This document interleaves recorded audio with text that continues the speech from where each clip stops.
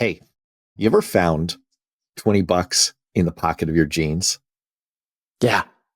Is there a better feeling on planet Earth? No. It's so good. Wrong. Finding $50 in the pocket of your jeans. Hey, Matt Robison, this is 5-Minute Finance, and our certified financial expert there seems to be struggling with the idea of how much is more. But that is Mike Morton, and he is very, very, very good at making your money more. And that's what we do on the show. We talk about simple, practical, easy, take things off your to-do list ways of making your money more. So windfalls, bonuses, what to do, which is just spend it, make it rain. Make it rain. That's the way to go. Back when I worked in Congress, we used to talk about the challenge of getting good press coverage. And our communications director used to say, look, I can get the congressman media coverage anytime you want. Just send him down to the floor for a speech, have him make it rain, just fistfuls of dollars up in the air. He would get on TV. I'm not saying it would be good coverage, but so that is an option here. You could make it rain. That is an option here. No, since you're not really going to propose that, what are we going to cover in today? All right. Today we're going to cover why windfalls are different. Finding the extra $20 in your pocket or a bonus or an inheritance, is different than your regular paycheck. So why windfalls are different. A simple framework for how to think about having some extra money and what to do with that. Taxes, always important. So don't forget, there could be a tax implication. We'll give you some practical advice with 2 examples of how to go through this, how to think about it, and finally a little wrap up. All right. What to expect when you get the unexpected. And people want to stay tuned for our listener question, which today is, when do you reach out to a financial advisor? For me, the answer is basically every week. I talk to you every freaking week to do that. So that's the answer for me. And don't forget our one thing segment, get it out of your head. If you're talking about one of those Star Trek II Wrath of Khan earbugs, the answer is now. Get it out right freaking now. But maybe you have something else in mind. Man, I have not thought about the Wrath of Khan. That was the freakiest thing I had seen. It was like I was young when I saw it, and it was like crazy. I could not get that out of my head for like months. I actually last thought about it in that Simpsons episode. Is a classic Simpsons episode where Mr. Burns says to Mr. Smithers, "How many eggs did it lay in your brain, Smithers?" And he says, "I don't know. Frankly, 1 is too many." Yeah, no kidding. All right, kidding. Let's get to it. Mike, windfalls. Am I wrong in thinking that this isn't the same way you should think about all of your regular income? Yeah, no, that's correct, because it goes back to, when you mentioned, finding the $20 in your pocket. I was thinking about that too, because when you find that $20, what's your first thought? Is like, oh, I'm going to stop at the Starbucks today. Like get the Frappuccino. I'm going to I'm going to click buy on that thing. You immediately, when I find $20 in my pocket, I'm immediately thinking like, oh, I've been waiting to buy this thing, or I'm going to go treat myself today. And you immediately spend that $20. It doesn't feel good to find the $20 and say, I got to rush to the bank. It's like if you just add it to your savings, it's like something good didn't even happen to you, even though it did. That's right. It's something good just save it. I got to rush to the bank and put this in my savings, put it in my target date fund. That'd be great. That's right. That's exactly right. Found money is way easier to spend. So, everybody listening to right now is probably having that experience. Like, oh, I found $20. And this is true even for larger things. So you get a bonus. Hey, I got a $10,000 bonus.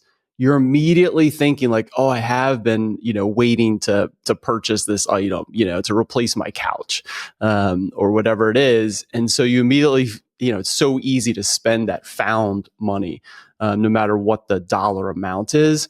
So that's why we want to talk about today, that you really want to kind of think ahead and have a good framework for what to do with this kind of money. Got it. This so reminds me. We won't go down this rabbit hole, but this is like a foundational question in economics. You and I studied economics at the same college, and there's 2 different views of how people approach money. And, one is you save toward specific goals, specific things that you want to do with the money. And the other is, no, you just kind of like accumulate under a plan. And it's like, I guess it's very revealing. Like, what do you do when you have this moment of a windfall? Okay, so what you're suggesting is, like you always do, have a plan. Have a plan. Yeah. The lifestyle creep is real. But this is an opportunity, like you said, Matt, to supercharge some of your goals. Like you've got other goals besides like, oh, I just found this money, immediately go out and spend it. Let's go ahead and have a framework for doing some of both is what I always recommend, right? Because we want to have some enjoyment. So you found a 20 in your pocket. Sure. Maybe you can go get a cheap cup of coffee. I don't know if that even exists anymore. And then save the rest. So having some framework for accomplishing both, like your long-term goals, your financial goals, and also enjoying some of it really makes sense. So can I ask you a potential, like this is kind of a dumbass question first, but like we keep using the metaphor of finding a 20 in your pocket, but when your clients come to you with like a real windfall, like what are the kinds of situations that might resonate for people where you get a significant amount of money that might actually change what you do? These would be a couple of things come to mind. One is inheritance. We just had the episode around inheritance. I just got a couple 100,000, wasn't expecting this, Wow. Yeah. How should we think about it? And there's a lot of questions around rules, of course, but also just kind of what to do with the money. Other ones, though, are bonuses.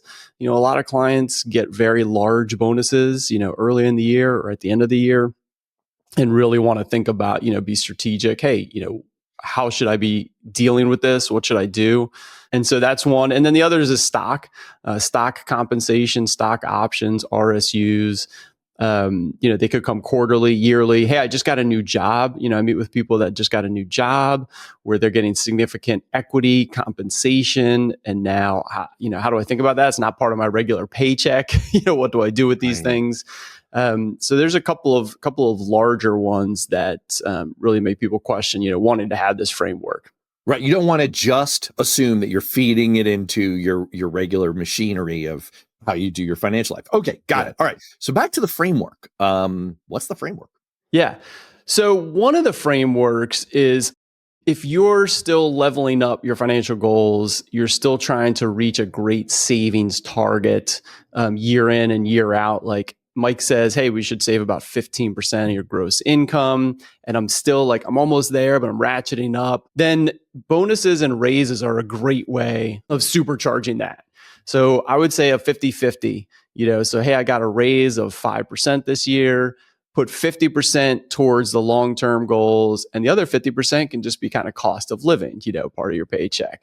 So you're creeping up to getting to that 15% savings goal. And the same with bonuses. You could take a bonus and say, hey, I'm going to save 50% of that and use the other 50%.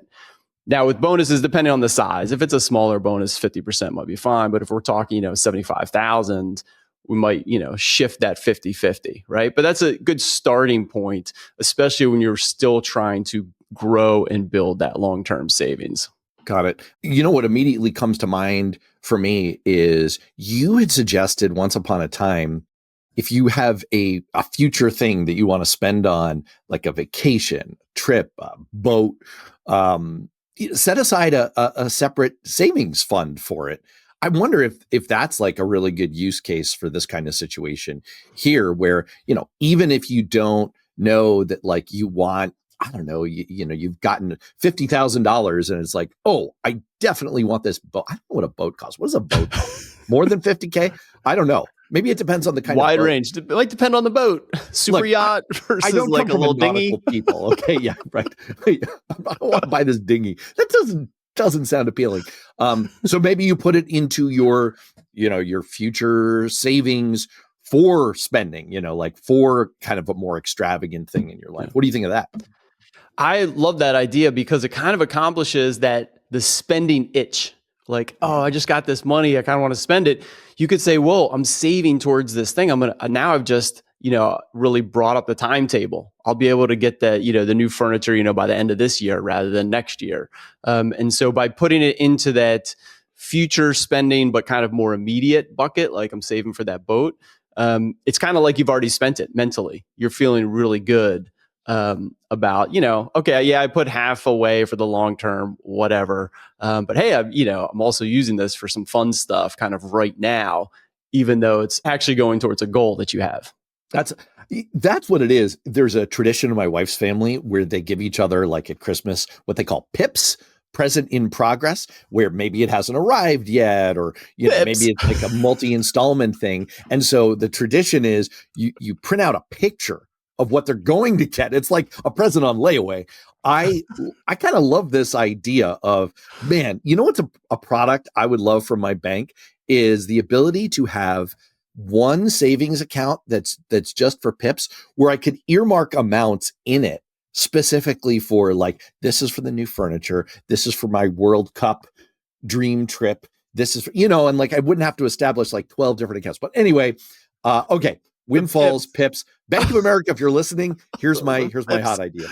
I love the pips. It's funny, the pips. All right, I got to dive more into that with the rest of your family. But it's funny you mentioned that, because I do have, in fact, you would love this. YNAB does exactly what you just said. And I have clients that also just keep a spreadsheet of this stuff. But YNAB is a tool.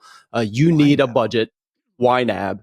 And the way that budgeting software works, it's future spending. Most software, you categorize what you've spent, right? Like mint.com, which is now Monarch Money, is a really great one now. And it pulls in what you've spent, and then you categorize it. So like, here's how much I've spent on travel or dining out or groceries or gifts. And it's kind of looking backward. YNAB flips the whole thing around, and every dollar that comes in from your paycheck, you set that dollar towards a goal, what you are going to spend it on. And then as you spend it, it also depletes that. So you say like, oh, I'm going to spend this, just got paid for $2,500. 500 of that goes into my grocery. Okay. So, future spending. So you say 500 of my paycheck is going into groceries. And then when you go to the grocery store and spend 300, you reduce, that account. So in terms of your pips, you're like, oh yeah, I'm saving for the furniture. And then when you buy it, you reduce it and you can be like, oh, I still have 1,000 left over, for next furniture. I know that this feels like a rabbit hole we're going down, but in a way, you've just given me a windfall of this whole YNAB thing, which I think is awesome and also fits right into your framework point, which is, if you have a pre-existing framework, which I love this whole thing, I'm definitely going to look into it. If you have a pre-existing framework for, here's what I do with funds that I have available for future spending, then you get a windfall. You fit it right in. It's like turnkey. Yeah. If you already have a framework for kind of how you think about income and expenses and savings and goals, then you're exactly right, Matt. Windfall comes along. It just fits right into that framework. You go and divvy it up, and you can get to spend some, like, great, we're going to, supercharge some of these things. I'm going to go take that trip, next month to enjoy that. But it fits right into your existing framework. Wow. All right. Well, I'm going to do two things. I'm going to look into YNAB, and I'm going to call the people at YNAB and say, you should really sponsor this podcast. All right. So sponsors. Yeah. But that is one side, right? Like, you were saying like 50-50, or, you get a big inheritance. You're not going to spend like half of that immediately. You could flow it right into your future spending PIP accounts. But maybe it's more like a 20%. The other 80% though, or the savings part of it, what are you doing with that?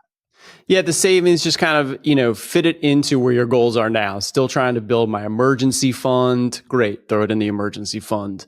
We just talked about it, right? Like, oh, I've got a trip that I'm saving up for. You could throw some in there. Definitely think of the long term. You've got retirement goals, even if you're not thinking retirement, but just you want to have flexibility for the future, throw some of that into your, 401k or 403bs, whatever. I do want to mention here also, we're talking about windfalls. Some of these, should be like unexpected windfalls is what we've kind of mentioned so far. Right. But I do want to mention here, people often get yearly bonuses, and that's a slightly different category. So if you have not had a framework for your yearly bonus, I would highly recommend doing that, right? Like, hey, I typically get 40,000 a year. Sometimes it's 30, sometimes it's 50, but it's kind of in that ballpark. Well, then you want to have a framework already set up for that. Like, it's coming each year. So I would target more of that for setting aside, unless you need it for living expenses, but just say like, hey, I know 40 grand is coming. Really think ahead and be like, all right, 30 of that is always getting swept out. And if it's 35, great, I got 5 left over. If it's 40, great, I got like, 10 or 15 left over. And so you really want to think ahead for that yearly bonus. I'm guessing that one of the things you want to avoid is you get an unexpected windfall and you put yourself in a worse position by overspending it or not sufficiently planning for, well, let's get into it. As threatened, tax. Yeah. Overspending is a problem on two sides of the coin. Because if you know, get a 40,000 bonus and you're really like, oh, this is great. I'm going to go out and like, you know, make it rain. And we're going to go get that do a whole bunch of stuff, you know, get that dinghy. Then you've spent the money and you've increased your lifestyle. So next year, you're also going to be spending the money. And so it's kind of a double whammy. It's analogous to getting ready to retire. When you're at that point of like, hey, should I switch jobs or step down or retire? Every year that you delay is a double bonus because you get income for a whole nother year and you're not spending from your retirement portfolio. So it's the same in the opposite. If you spend a big windfall, you're really going to have some lifestyle creep and then need more money every year. And that makes a big difference. All right. And then let's get to taxes. Yeah, let's do the tax. We can keep it short. No one wants to talk about this. No one wants to talk about any of this. So bonuses, when you get a bonus in your paycheck, it does have taxes taken out. All right. They're pretty high rate that they take out. So sometimes you actually get some back. All right. So when you get a bonus through your paycheck, don't worry about taxes. It's already been taxed. Now, stock compensation really depends how that's coming in. A lot of times it is taxed, sometimes it's not. So stock compensation, you got to be aware of. And then the inheritance, we actually covered this like in our last episode, Matt. So go back and find that one in the feed about taxes. Got it. And you also threatened us with some examples. So let's walk through this because it sounds like, you know. Yeah, we'll do kind of two ends here. Like, Yeah, we'll do a smaller one and a larger one. So say just like your taxes, and this might actually come true this time. I'm saying, what if you have like a $10,000 tax refund? So you go to file your taxes and you're like, oh my gosh, we got $10,000 back. This is great. You know, it's unexpected. And I would love to hear from the listeners next April. I expect this to happen a lot. I think people are going to be getting back. The people I work with are going to be getting a larger tax refund for 2025. So that'll be interesting. Oh, based on the one big beautiful bill that we talked about. Bill. Yeah, very beautiful. So anyway, you get $10,000 back. So maybe you say, all right, look, unexpected. Let me supercharge my kids' goals. I want to support my kids. You know, maybe a couple thousand in their college savings or in their Roth IRA if they've got some earned income, and then you can use maybe 5,000 or 6,000 for your own retirement. Hey, let me supercharge. I didn't max out my 401k yet, or I've got my own IRA. I want to do that. So, and that leaves a couple thousand left over. And so you can go ahead and have a nice evening out, or maybe a getaway weekend, or very small dinghy, and use a little bit for that. Donald Trump doesn't like it when you talk about a very small dinghy. All right. So I think that gets us through the nub of it. I mean, I really do have, two takeaways. One is plan ahead, and the other is planning ahead also counts for, your pips, your presence in progress to yourself, and the ways in which you might, blow cash in riotous living. That might come down to, my wife's been talking about the fact that, our kids are young enough that we still have not really invested in furniture that's any nicer than the stuff we've had. We very intentionally had furniture that we knew would kind of get wrecked, and it has. But at some point we do want to do that. But it never feels good to do it. So we could wait for a windfall to occur, or we could start kind of pipping ourselves with that so that it feels like the money is set aside for that couch we want to get, et cetera. And then if you get a windfall, it flows right into it. That's what I took away.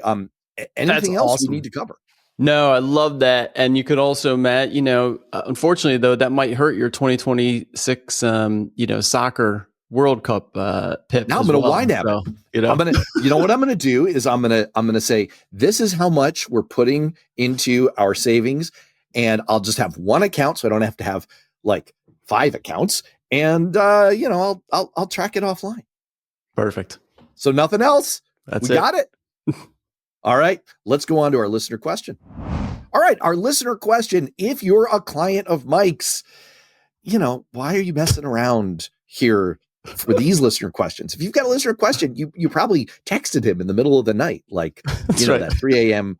White House red line phone call. No, like, don't oh do my that. gosh, it's got a Don't do windfall. that. Oh no, don't do that. Okay.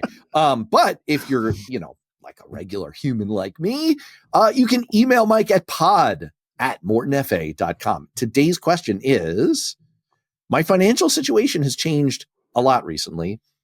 How do I know when it's a good time to reach out to a financial advisor?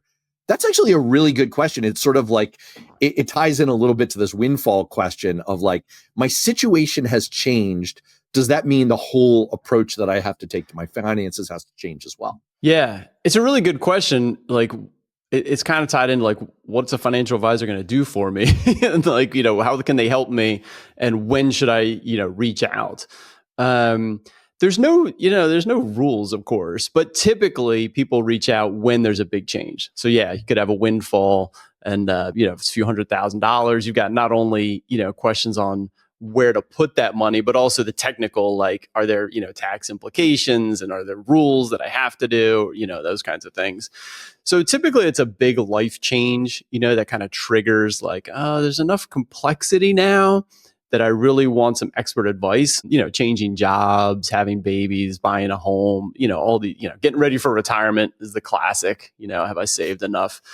I would phrase it like, when you're looking for expert advice around some topics, things are complex enough, the money's getting big enough, you really want some confidence in your plan, you really want some expert advice on some rules, and how to deal with stuff. Those are the situations that it makes sense. Now, also, most financial advisors, you can just reach out and have a conversation with them and say like, hey, I'm kind of here and I have these questions, like, how could you help me?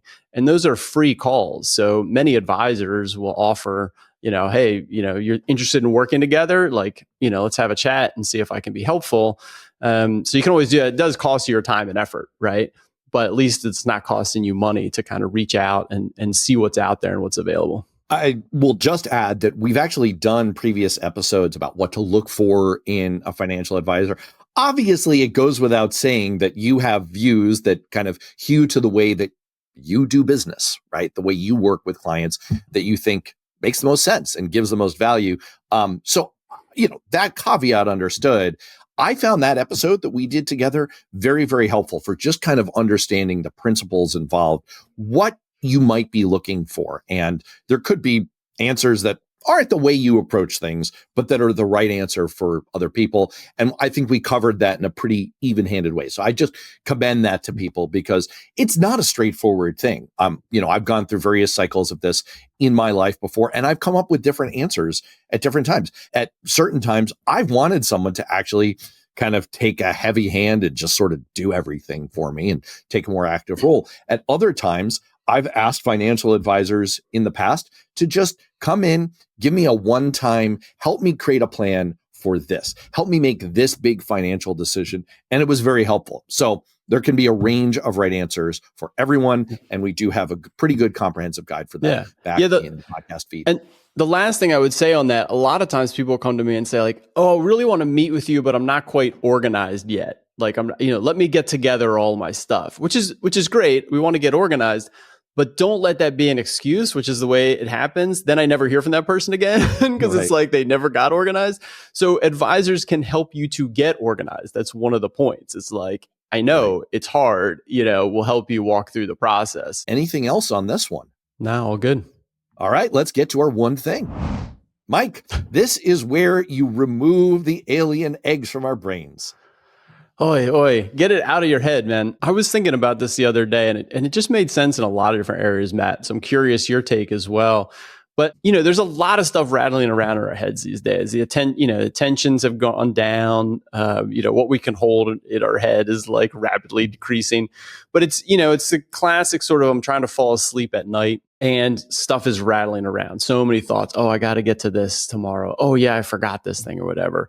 And what I found is the simple act of writing things down when I have a thought, putting it in its place. Oh, I've got a home project I'm working on. I gotta buy these supplies for next weekend, right? Write that down somewhere. And the simple act of writing it down, eases the subconscious overload of your brain constantly pinging you with these things. So I was just, again, reminded of that like, get it out of your head, write it down, and you will feel so much better. Feel like you're accomplishing something, and you will feel more calm. One job at a time, every job a success. Speaking of which, we have come to the very tail end of this job. I think it's been a success.